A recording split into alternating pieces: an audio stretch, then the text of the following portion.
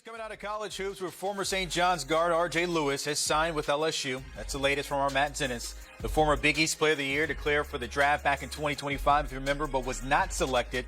But he did sign a two-way contract with the Jazz, was then traded to the Boston Celtics, but was cut before the regular season. He was then signed to the Celtics G League affiliate, but did not appear in any game with the team. That move comes on the heels of the Tigers reportedly offering 2020 Celtics draftee Yam Madar $5 million to play in Baton Rouge next season. It is not yet known if Lewis will be ruled eligible by NCAA, so we'll wait and see. But, of course, trying to get some of those answers with our guys here, taking a look at it there in terms of everything.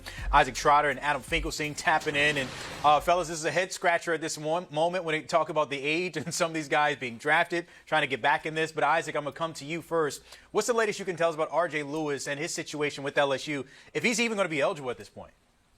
Yeah, he has no path to eligibility right now. They will definitely need to go to the court system to try to get a waiver for one more year of eligibility. The NCAA has held really firm that if you have signed a two-way contract with the NBA, you will not be reinstated eligibility in college basketball. And remember, R.J. Lewis had a chance last year to stay in college, right?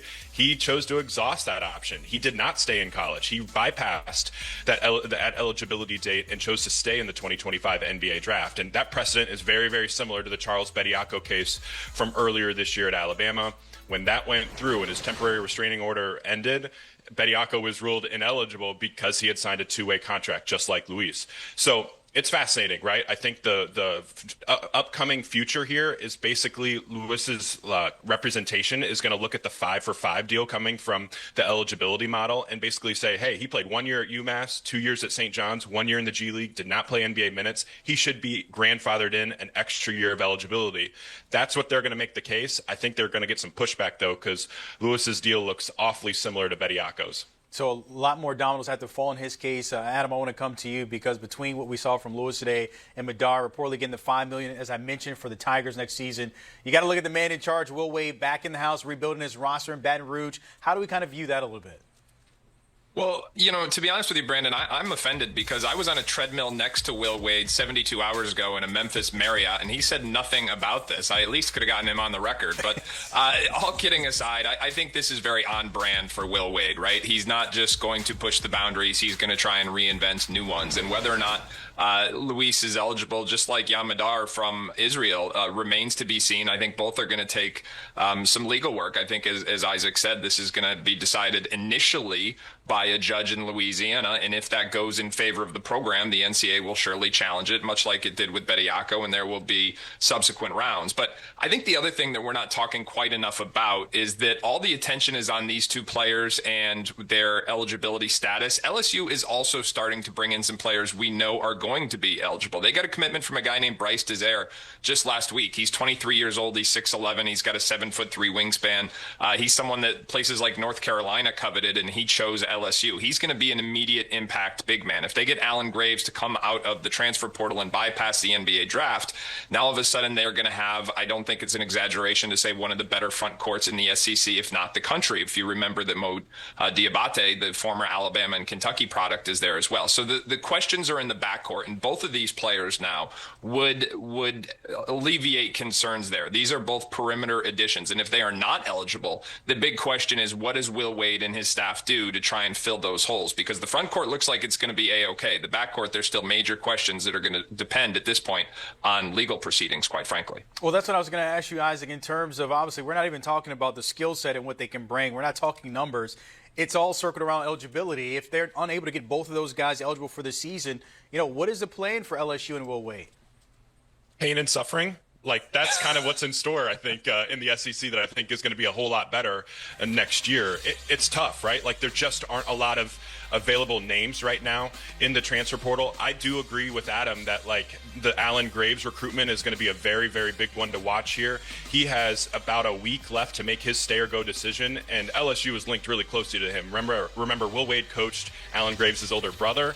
Allen Graves also grew up 35 minutes away from LSU, so I think it would make a lot of sense if they could get him back. In the backcourt mix, I think if both Lewis and then a Madar, if those things don't go the way LSU hopes, maybe that means that you ramp up the pursuit of a Tunde Yesufu, who still also has to make a stay or go decision. But quite frankly, like there's just not a lot of difference makers out there right now, and LSU has a lot at stake here. I actually think that Madar has a better chance for eligibility than Lewis does, mostly because Madar had he had to have involuntary Israeli military work that he had to do. So that opens up a scenario for him to get another year. I just don't see a case for Lewis to get another season of eligibility. On the flip side here, let's just say this does go the way that Will Wade expects, and they both will be eligible here. Adam, you think about it and what they can provide for this team, not just for this season, but obviously if we're talking the SEC, could they be in that conversation as a contender? Or maybe even further down the road, maybe a national title contender? Does that sound like something we could see from the Tigers this season?